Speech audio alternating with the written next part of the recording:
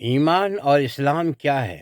اصل میں جھک جانے کا نام ایک انانیت جو رکھی گئی ہے اندر امتحان کے لیے، لیکن وہ اس بت کو اٹھا کر ایک سر بفلک عمارت بنا لیتا ہے اور پھر اس کی پرستش کرتا ہے اور جیسا وہ نفس کہتا ہے بس ویسا ہی کرتا جاتا ہے اور حلال و حرام کی تمیز نہیں کرتا۔ حلال و حرام کی تمیز کا نام اسلام ہے، تو اور اپنی خواہشوں کو معبود بنا دیتا ہے۔ اللہ سبحانہ وتعالی ہمارا معبود ہے اور گویا کہ وہ اللہ کے مقابل کھڑا ہو جاتا ہے، اتنی بڑی سرکشی کرتا ہے۔ تو اللہ سبحانہ وتعالی فرماتے ہیں کہ بندہ مومن کون ہے کہ جس کے اندر تواضع ہے، خشوع ہے، خضوع ہے، اخبات ہے۔ یہ خشوع و خضوع اخبات ایمان والوں کے لیے بیان ہوئے ہیں، اور اس میں ان کی باطنی کیفیت کو ایک بندہ مومن کی باطن تکبر، ایک بندہ مومن کی نہ باطن میں تکبر ہوتا ہے نہ ظاہر میں کبھی یہ چیز آتی ہے۔ وہ اندر سے ایمان اور اسلام کیا ہے کہ حق کے سامنے جھکا ہوا ہوتا ہے۔ صحیح اسلام کے سامنے جھکا، صحیح رویے کی تلقین کی جائے تو فوراً گو بچہ ہی اسے تلقین کیوں نہ کرے فوراً قبول کر لیتا ہے۔ تو اس کی ماننے والا انا کی بنیاد پر وہ کبھی بات نہیں کرتا، اور یہ تواضع اور فروتنی اسلام کی حقیقت ہے۔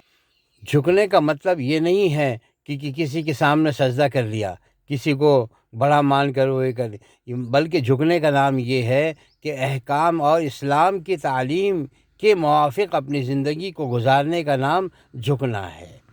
اور ایمان کی کیفیت اور قلب کی کیفیت یہ ہونی چاہیے کہ ایمان کا مطلب یہ ہے کہ اس کی نیت جو ہے، اس کے قلب میں جو گہرائی میں جو نیت ہے، اس نیت کو درست کرے اور اس نیت کے موافق زندگی گزارے۔ نیتیں تو آدمی دن بھر کرتا ہی رہتا ہے یہ وہ، لیکن اصل نیت وہ ہے کہ جو باطن کی گہرائیوں میں، جو قلب کی گہرائیوں میں جو نیت ہوتی ہے، اس نیت کے موافق تمہارے فیصلے ہوتے ہیں۔ اسی لیے کہتے ہیں کہ اپنی زندگی کو آسان بنا لو اچھی نیتیں کر کے، اچھی نیتوں کو اپنے دلوں میں بٹھا لو، اور جیسی نیتیں تم بٹھاؤ گے اللہ سبحانہ وتعالیٰ تمہارے لیے ویسے اسباب پیدا فرمائیں گے، کیونکہ وہ رب ہے، وہ تمہارے پالنہار ہے، اور تم جس راہ پہ چلنا چاہتے ہو وہ اسی راہ پہ پھر تمہیں چلا دیتا ہے۔ اس لیے کیونکہ تمہارے اندر تو کوئی طاقت نہیں ہے چلنے اور چلانے کی طاقت اللہ میں ہے، اور اللہ سبحانہ وتعالیٰ تمہاری نیتوں کو دیکھتے ہیں کہ جب تمہاری نیتیں درست ہوتی ہیں تو تمہاری نیتوں کے موافق تمہیں ہدایتیں جاری فرما دیتے ہیں، اور پھر تمہیں ہدایتیں ملتی ہے، پھر تم اسی کام میں سکسیس ہو جاتے ہو، چاہے وہ اچھے کام ہو یا برے کام ہو۔ تو اس لیے اللہ سے ڈرنا چاہیے نیتوں کے بارے میں۔ تو قلبی کیفیت کا نام یہ ہے کہ وہ نیت درست کر لے، اور اپنی نیت درست کرے گا تو اللہ نیت کے موافق فیصلے فرمائیں گے اور اسی کی طرف ہدایت نصیب فرمائیں گے۔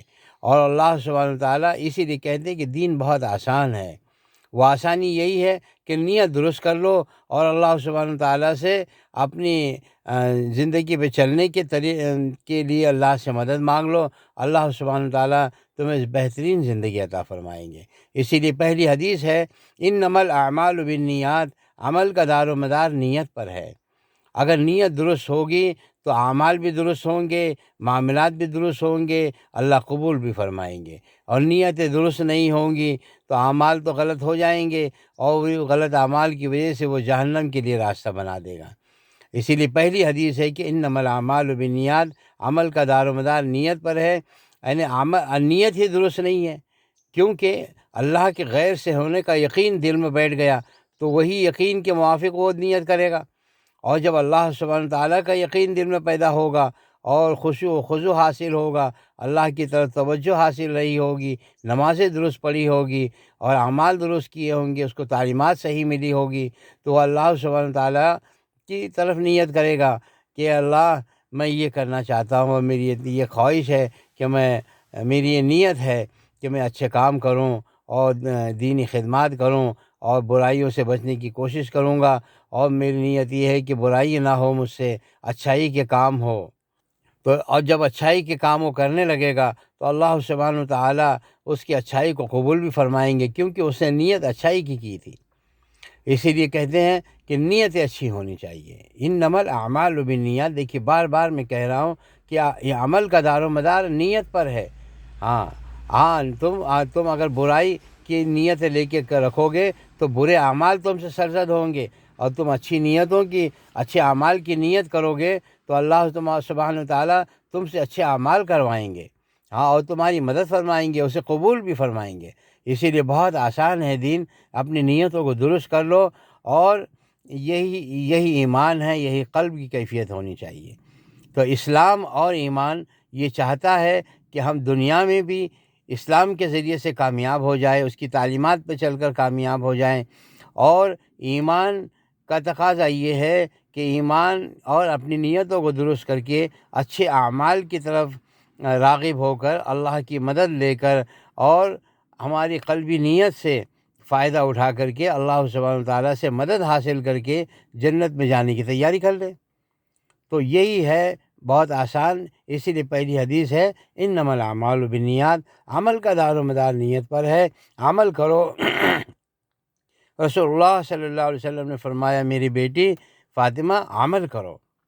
ہاں، اس لیے کہ عمل نہیں کرو گے تو تم کیا معلوم پڑے گا کہ تم کون ہو۔ اس لیے اعمال اگر تم آسانی چاہتے ہو تو یہ بہت نقطے کی اور پوائنٹ کی بات میں نے بتا دی کہ تمہاری نیتیں درست ہونی چاہیے، جیسی نیت ہوگی ویسی برکت ہوگی۔ اس لیے نیت اچھی کرو، اور دین پہ چلنے کی اور اچھی نیتوں کو سیکھو، اور وہ اللہ سے دل کی گہرائیوں میں اس کو ڈال دو، اللہ سبحانہ وتعالیٰ، اور برائی سے بچنے کی ایسی نیت کرو کہ اے اللہ میں بس کروں گا نہیں، مجھے ہدایت مت دیجیے۔ اہدنا الصراط المستقیم صراط الذین انعمت علیہم غیر المغضوب علیہم ولا الضالین، آمین۔ تو ہمیں یہ ہدایتیں مانگنی ہے، یعنی نیک لوگوں کے راستے کی ہدایت مانگنی ہے، اور وہ نیک ایسے ہیں کہ نہ وہ جو کبھی گمراہ ہوئے، نہ اللہ ان پہ کبھی غصہ ہوا ہے۔ تو ایسے لوگوں کی ہدایت مانگ کر کے ہمیں اللہ کی ہمارے اندر وہ نیت پیدا کرنا، چلوں گا تو بس نیکی پہ چلوں گا، برائی پہ نہیں چلوں گا۔ کبھی کبھی اس میں آزمائشیں بھی آئیں گی کہ برائی کی طرف توجہ جائے گی، لیکن تم نے تو نیت اچھائی کی ہے، تو اللہ تمہیں نیت اچھائی کی وجہ سے تمہاری مدد فرمائیں گے، اور فرشتوں کو تم پر یہ تمہارے وساوس سے تمہیں بچائیں گے، اور فرشتوں کے خیالات اور ان کے نورانی الفاظ تمہارے اندر ڈال کر تمہیں ہدایت نصیب فرمائیں گے۔ اسی لیے نیت بہت بڑی چیز ہے میرے بھائی، نیتوں پر عمل کرو، نیتیں اچھی کرو، اور بری نیتوں سے بچو، بغض اور حسد اور کینے کی نیتوں سے بچو۔ اسلام کی یہ ہے کہ ایک دوسرے کے لیے محبت کرو، ایک دوسرے کی غیبت سے بچو۔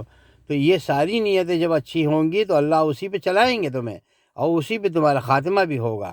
اس لیے نیتیں اچھی کرو میرے بھائی، نیتوں پہ میں بڑا زور دے رہا ہوں، اسے سمجھ لیجئے، بہت آسان ہو جائے گی زندگی۔